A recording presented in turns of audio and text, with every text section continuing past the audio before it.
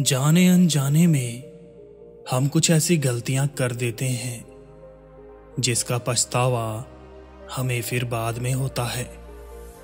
और जब हमें उस गलती का पता चलता है तो बहुत देर हो जाती है।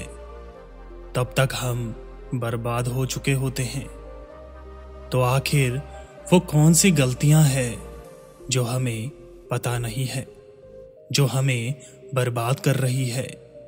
चलिए आइए आज इस कहानी से मैं आपको वही बताता हूं कि इंसान की कौन कौन सी गलतियां हैं जो इंसान को बर्बाद कर देती है। हमें अपनी बर्बादी का कारण पता चल जाए तो हम अपने जीवन को सुखमय बना सकते हैं। बहुत समय पहले की बात है। एक नगर में एक धनी सेठ रहा करता था। उस सेठ के पास सभी प्रकार की सुख सुविधाएं थी, लेकिन उसकी कोई संतान नहीं थी। संतान के दुख में वह हमेशा चिंतित रहता था। फिर एक दिन उसे पता चलता है कि उसकी पत्नी गर्भवती है। वो बहुत प्रसन्न हुआ और उसने अपनी पत्नी का खूब ख्याल रखा। ऐसे में एक दिन उसके घर पर एक पुत्र का जन्म हुआ। सेठ पुत्र के जन्म पर बहुत प्रसन्न हुआ। उसने पूरे नगर में मिठाइयाँ बंटवाई और उसके लालन पालन में कोई कमी नहीं छोड़ी। देखते ही देखते उसका पुत्र बड़ा हो गया। फिर सेठ ने उस पुत्र को गुरुकुल भेजने का निर्णय किया ताकि वो पढ़ लिख कर एक विद्वान बन सके। अभी उसके पुत्र की उम्र ज्यादा नहीं हुई थी, लेकिन उसने छोटी सी उम्र में अपने बेटे को शिक्षा ग्रहण करने के लिए गुरुकुल भेज दिया था। गुरुकुल में वो बालक अच्छे से शिक्षा ग्रहण करता, अपने गुरु की सभी आज्ञाओं का पालन करता। ऐसे में वो बालक धीरे धीरे वहां का सबसे होनहार विद्यार्थी बन गया। गुरुकुल में उस बालक ने सारे वेद पुराण और शास्त्रों का अध्ययन किया और बहुत बड़ा विद्वान बन गया। गुरु भी उस बालक से बहुत प्रसन्न थे कि उसने छोटी सी उम्र में सारा ज्ञान अर्जित कर लिया। लेकिन वो कहते हैं ना कि समय कब बदल जाए किसी को भी पता नहीं होता। ऐसे ही एक दिन किसी प्राकृतिक आपदा की वजह से उसके माता पिता की मृत्यु हो गई। और जब उसके माता पिता की मृत्यु हुई तब तक उस बालक की शिक्षा भी पूर्ण नहीं हुई थी। और जब उस बालक ने इस खबर को सुना कि उसके माता पिता अब इस दुनिया में नहीं रहे और उनका सब कुछ बर्बाद हो चुका है, तो उस बालक का इस सांसारिक मोह माया से मन उठ गया।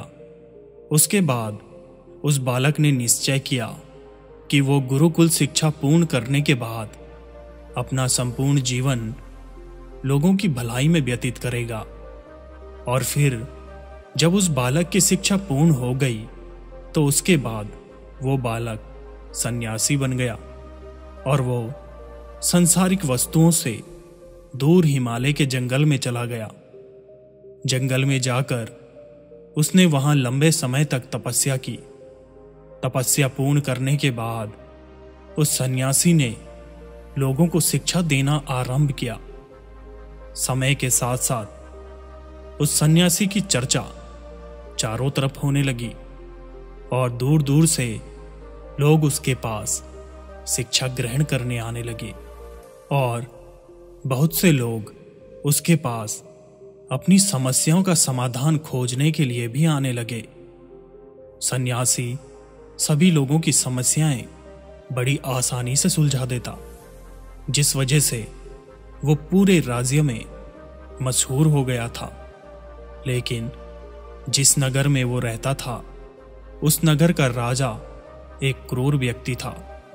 जब राजा को सन्यासी के बारे में पता चला तो उसने उस सन्यासी से मिलने का निश्चय किया। अगली सुबह राजा अपने महल से निकलकर उस सन्यासी से मिलने के लिए निकल गया और फिर वो उस कुटिया पर जाकर पहुंच गया। वहां पहुंचकर जब राजा ने उस सन्यासी को देखा तो वो देखता ही रह गया। उसके चेहरे पर शांति भाव की एक अलग ही चमक थी। जब वो सन्यासी के पास पहुंचा तो उसे बड़ी अपार शांति का अनुभव हुआ। राजा ने उस सन्यासी को प्रणाम किया और उनके पास बैठ गया और उनसे वार्तालाप करने लगा।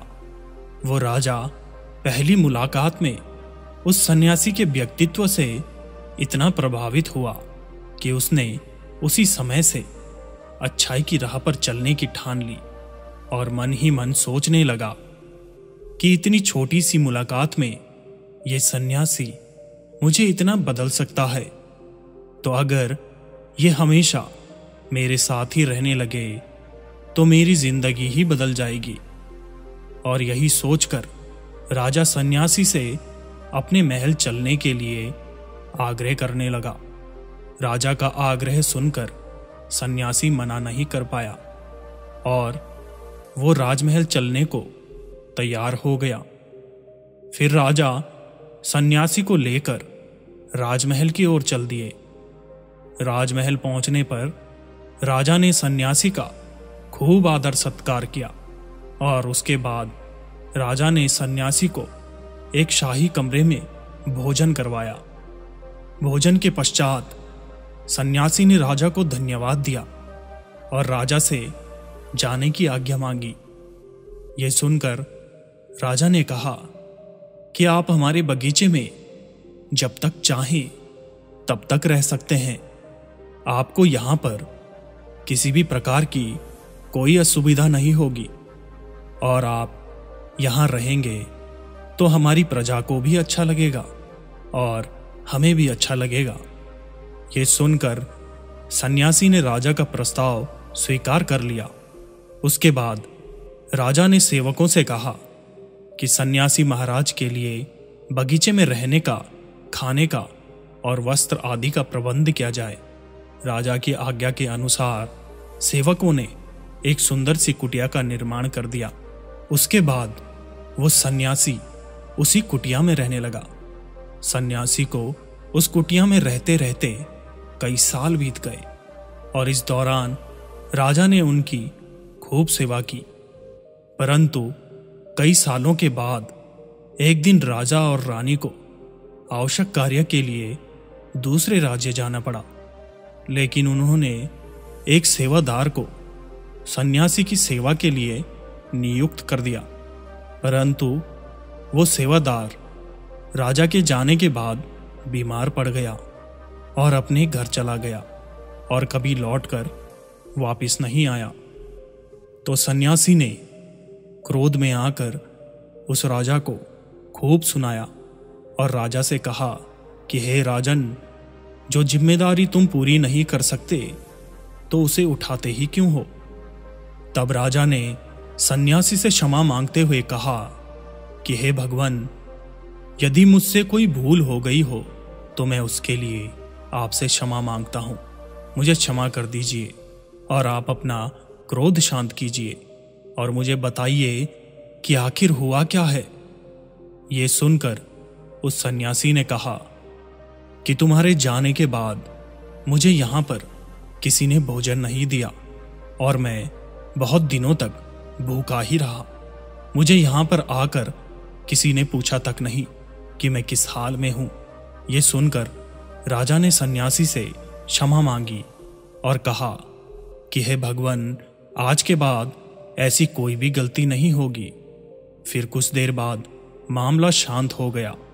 जब राजा और सन्यासी के बीच वार्तालाप हो रही थी तो रानी भी ये सब वार्तालाप चुपके से सुन रही थी और सब कुछ देख रही थी। उसके बाद राजा ने उस सन्यासी को कोई भी शिकायत का मौका नहीं दिया और उसकी खूब सेवा की। परंतु कुछ दिनों के बाद राजा को फिर से किसी आवश्यक कार्य से अपने राज्य से बाहर जाना पड़ा, लेकिन इस बार राजा ने राज्य से बाहर जाने से पहले अपनी रानी को कहा कि जब तक मैं नहीं आऊं तब तक आप स्वयं सन्यासी की देखभाल करोगी। यह सुनकर रानी ने कहा कि जी महाराज, आप निश्चिंत होकर जाइए, मैं सन्यासी महाराज की अच्छे से देखभाल करूंगी। उसके बाद रानी हर रोज भोजन बनाकर सन्यासी महाराज को भेज देती थी। लेकिन एक दिन रानी नहाने के लिए चली गई और सन्यासी को भोजन देना भूल गई। सन्यासी ने काफी देर तक भोजन का इंतजार किया, लेकिन जब भोजन नहीं आया तब सन्यासी सोच में पड़ गया कि आज खाना क्यों नहीं आया। उसके बाद सन्यासी ने सोचा कि वो खुद महल में जाकर देखेगा कि आखिर अब तक खाना क्यों नहीं आया, और फिर वो महल पहुंच गया। जब वो महल के अंदर पहुंचा तो वहां उसकी नजर रानी पर पड़ी। रानी के लंबे घने काले केश जो उसकी कमर पर लहरा रहे थे, उसकी कजरारी आंखें जो देखने मात्र से ही घायल कर दे, उसकी हिरनी जैसी चाल, रानी के इतने सुंदर रूप को देखकर सन्यासी चकित हो गया और रानी की सुंदरता सन्यासी के मन में घर कर गई और वो वहां से बिना कुछ कहे ही अपनी कुटिया में लौट आया। सन्यासी रानी की रूप की सुंदरता को भुला ना सका और वो खाना पीना छोड़कर अपनी कुटिया में पड़ा रहा। उसने कई दिनों तक कुछ भी नहीं खाया, जिस वजह से वो बहुत कमजोर हो गया। फिर कुछ समय बाद राजा वापस लौटे और जब उसे सन्यासी की हालत का पता चला तो वो सीधे सन्यासी के पास पहुंच गए और बोले कि हे भगवान, क्या बात है, आपको क्या हो गया और आप इतने कमजोर कैसे हो गए? आखिर आपको किस बात की चिंता है और आप किस गहरी सोच में डूबे हो? क्या मुझसे कोई भूल हो गई है? तब सन्यासी ने कहा कि नहीं राजन, आपसे कोई भूल नहीं हुई है। ये सुनकर राजा ने कहा, तो फिर आखिर क्या बात है? आप मुझे बताएं, मैं आपकी परेशानी जरूर दूर करूंगा। ये सुनकर सन्यासी ने राजा से कहा कि हे राजन, मैं आपकी रानी की अद्भुत सुंदरता को देखकर उनकी सुंदरता के फेर में पड़ गया हूं और अब मैं रानी के बिना जिंदा भी नहीं रह सकता। ये सुनकर राजा हैरान हो गया और कुछ देर सोचने के बाद राजा ने उस सन्यासी से कहा, मैं आपको रानी दे दूंगा। ये सुनकर सन्यासी बहुत प्रसन्न हुआ। फिर राजा सन्यासी को लेकर महल चले गए और जब राजा और सन्यासी महल पहुंचे तो उस दिन रानी ने अपने सबसे सुंदर वस्त्र और गहने पहने हुए थे। फिर राजा रानी के पास पहुंचे और राजा ने रानी से कहा कि आपको इस सन्यासी की मदद करनी चाहिए।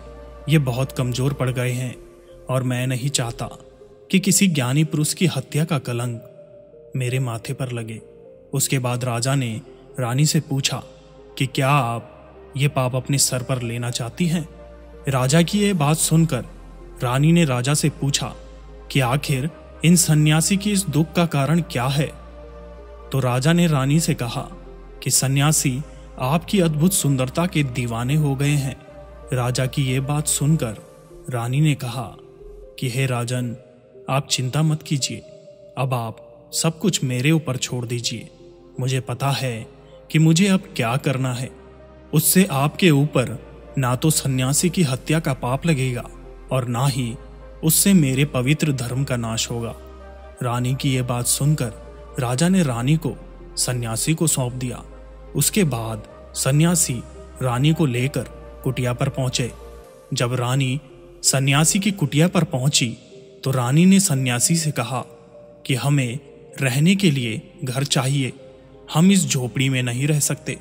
यह सुनकर सन्यासी राजा के पास गया और राजा से जाकर बोला कि हे राजन, हमें रहने के लिए एक घर चाहिए। सन्यासी की बात सुनकर राजा ने उनके लिए घर का प्रबंध कर दिया। फिर सन्यासी रानी को लेकर घर पहुंचा। जब रानी सन्यासी के साथ उस घर पहुंची तो रानी ने सन्यासी से कहा कि यह घर तो बहुत गंदा है, इसकी हालत बहुत खराब है, मैं इस घर में नहीं रह सकती हूँ। ये सुनकर सन्यासी फिर से राजा के पास गया और राजा के पास जाकर बोला कि हे राजन, जो आपने हमें घर दिया है उस घर की हालत बहुत खराब है, सन्यासी की बात सुनकर राजा ने उस घर की हालत ठीक करवा दी। फिर रानी घर के अंदर गई और नहा धोकर बिस्तर पर आ गई। फिर सन्यासी भी बिस्तर पर आ गया। फिर उसके बाद रानी ने सन्यासी से कहा कि आपको पता है कि आप कौन थे और आप अब क्या बन गए हैं।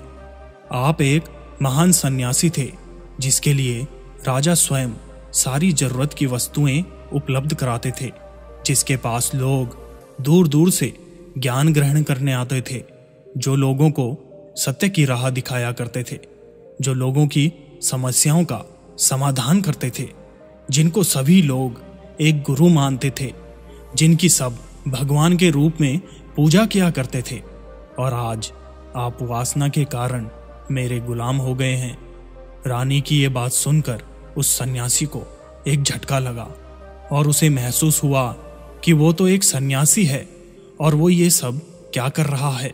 वो तो ये सारी सुख सुविधाओं को छोड़कर शांति की तलाश में जंगल में चला गया था। जब सन्यासी को सुध-बुध आई तो वो जोर जोर से रोने लगा और चिल्लाने लगा और रानी से कहने लगा कि मुझे क्षमा कर दीजिए महारानी, मैं ये क्या करने जा रहा था। मैं अभी आपको राजा को सौंप कर आता हूँ। सन्यासी की बात सुनकर रानी ने सन्यासी से प्रश्न किया कि महाराज, मेरे मन में एक प्रश्न उठ रहा है, कृपया मेरे प्रश्न का उत्तर दीजिए। रानी की बात सुनकर सन्यासी ने कहा कि पूछो, तुम्हारा क्या प्रश्न है। फिर रानी ने कहा कि जब आपको उस दिन भोजन नहीं मिला तो आप बहुत क्रोधित हो गए। तब मैंने आपका ये रूप पहली बार देखा था और तभी से मैं आपके व्यवहार में परिवर्तन महसूस कर रही हूँ। ऐसा क्यों हुआ महाराज? आखिर आपको इतना क्रोध क्यों आया? रानी की बात सुनकर सन्यासी ने रानी को समझाया कि जब मैं जंगल में था तो मुझे समय पर भोजन भी नहीं मिलता था, लेकिन जब मैं महल में आया तो महल में आने के बाद मुझे सारी सुख सुविधाएं मिली और फिर मैं इन सभी सुख सुविधाओं के मोह में फंस गया और मुझे इसके प्रति लगाव उत्पन्न हो गया और फिर मुझे इसको पाने का लालच उत्पन्न हो गया और जब मुझे ये नहीं मिला तो मेरे अंदर क्रोध उत्पन्न हुआ। फिर सन्यासी ने कहा कि महारानी, सच तो यह है कि अगर इच्छा पूरी नहीं हो तो क्रोध उत्पन्न हो जाता है और अगर इच्छा पूरी हो जाए तो लालच पड़ जाता है। फिर सन्यासी ने रानी से कहा, यह इच्छा की पूर्ति ही मुझे वासना के द्वार तक लेकर आई है और मैं आपके प्रति आकर्षित हो गया। इसके बाद वो सन्यासी रानी को लेकर राजा के पास गया और बोला कि राजन, मुझे क्षमा कर दीजिए, मुझे अपनी गलती का एहसास हो गया है। ये लो आपकी रानी, मुझे ये सब नहीं चाहिए। मैं अपनी इच्छा के वशीभूत होकर ये गलत कार्य करने लगा था और अपने जीवन को बर्बाद कर रहा था, लेकिन अब मुझे सब कुछ समझ आ गया है। उसके बाद उस सन्यासी ने कहा कि हे राजन, मनुष्य की बर्बादी का कारण उसकी 4 आदतें बनती है और दुनिया के हर एक व्यक्ति के अंदर ये 4 अवगुण होते हैं, लेकिन जो व्यक्ति इन पर नियंत्रण पा लेता है वो दुख और परेशानियों से बच जाता है और वहीं जो व्यक्ति इन 4 दोषों पर नियंत्रण नहीं कर पाता वो बर्बाद होने के कगार पर पहुंच जाता है। ये सुनकर राजा ने कहा कि महाराज, आप मुझे वो 4 आदतें बताइए जिससे मनुष्य की बर्बादी हो जाती है। फिर सन्यासी ने राजा को मनुष्य को बर्बाद करने वाली आदतों के बारे में बताया कि हे राजन, मनुष्य को बर्बाद करने वाली पहली आदत है इच्छा, क्योंकि इच्छा ही दुनिया के हर एक व्यक्ति के अंदर सबसे पहला अवगुण होता है और जो व्यक्ति अपनी इच्छाओं को नियंत्रण में नहीं रख पाता वो जीवन के किसी भी क्षेत्र में सफल नहीं हो पाता है, क्योंकि जैसे ही उसकी एक इच्छा पूरी होती है वो दूसरी की ओर बढ़ने लगता है और दूसरी पूरी होती है तो तीसरी इच्छा उसके मन में जागृत हो जाती है और फिर ऐसे करते करते इच्छाओं पर नियंत्रण ना होने के कारण इसी जाल में उलझा रहता है और दुखी रहता है। इसीलिए राजन, जब हम इच्छाओं पर नियंत्रण पा लेते हैं तो हम हमारे मन पर भी नियंत्रण पा लेते हैं, और जब हमारा मन हमारे वश में होता है तो हमें सुख ही सुख की प्राप्ति होती है। फिर जो हम चाहते हैं वही हमारे साथ होता है। फिर सन्यासी कहता है, मनुष्य को बर्बाद करने वाली दूसरी आदत है वासना। वासना का जन्म हमारे मन में उठने वाली इच्छाओं से ही होता है। जिस प्रकार इच्छा का कोई अंत नहीं होता और मनुष्य वासना के जाल में फंसता ही चला जाता है, वासना के वशीभूत होकर मनुष्य को कुछ भी नजर नहीं आता। आज तक जितनी भी लड़ाइयां हुई है उनका सबसे बड़ा कारण स्त्री को पाने की इच्छा ही रही है। स्त्री के प्रेम में वशीभूत होकर राजा महाराजाओं ने आज से पहले बहुत सारे युद्ध किए हैं। रावण संसार का सबसे बड़ा बुद्धिमान था, लेकिन उसने भी माता सीता की सुंदरता के फेर में आकर अपना सब कुछ बर्बाद कर लिया। उसकी मृत्यु का कारण एक स्त्री ही बनी थी। कई राजा महाराजा तो युद्धों में इसलिए हार गए क्योंकि वो लोग स्त्रियों से रासलीला रचाने में ही रह गए। ईश्वर ने तो स्त्री की उत्पत्ति इस संसार को बढ़ाने के लिए की है, लेकिन आजकल लोगों ने इसे अपनी वासना का शिकार बना लिया है, अपने मनोरंजन का साधन समझने लगे हैं, और जब उन्हें अपना ये मनोरंजन नहीं मिलता तो वो पागल हो जाते हैं और ना जाने क्या क्या कर बैठते हैं। इसीलिए हे राजन, जितना हो सके उतना वासना से दूर रहना चाहिए। फिर सन्यासी कहते हैं कि हे राजन, मनुष्य को बर्बाद करने वाली तीसरी आदत है क्रोध। क्योंकि जब मनुष्य की वासना की पूर्ति नहीं होती तो उसके अंदर क्रोध उत्पन्न हो जाता है, और जब व्यक्ति को क्रोध आता है तो उस पर उसका नियंत्रण नहीं होता है, और फिर वो क्रोध में आकर कई गलत निर्णय ले लेता है। वो दूसरों को भला बुरा कह देता है, गालियां निकाल देता है, और जब उनका क्रोध शांत होता है तो उन्हें अपनी गलती का एहसास हो जाता है, लेकिन तब तक तो सब कुछ बर्बाद हो चुका होता है। क्रोध के कारण मनुष्य के कई बने बनाए काम भी बिगड़ जाते हैं। जब मनुष्य के भीतर क्रोध उत्पन्न होता है तो वो अंदर से बहुत कमजोर हो जाता है, और एक कमजोर मनुष्य कुछ भी नहीं कर सकता है, उसे कभी भी सफलता हासिल नहीं हो सकती। क्रोध हमारे भीतर तनाव को उत्पन्न करता है, और अगर एक बार हम तनाव में चले गए तो हमारा पूरा जीवन बर्बाद हो जाता है। फिर सन्यासी कहते हैं कि हे राजन, मनुष्य को बर्बाद करने वाली चौथी आदत है लालच। हे राजन, लालच का फल बुरा ही होता है। लालच में पड़कर हम बहुत से लोगों का बुरा कर देते हैं। हर मनुष्य के जीवन में कभी ना कभी ऐसे अवसर अवश्य आते हैं जब वो लालच कर बैठता है और अधिक पाने की लालसा में कुछ ऐसा कर बैठता है जिससे जो उसके पास था वो उसे भी गंवा देता है। क्योंकि जैसे ही व्यक्ति की एक इच्छा पूरी होती है उसका लालच और बढ़ जाता है और उसके मन में और कई आकांक्षाएं जन्म लेने लगती है। जो भी लालच करता है वो कामयाबी से कोसों दूर रहता है, क्योंकि एक ना एक दिन लालच का दुष्परिणाम सामने आ ही जाता है।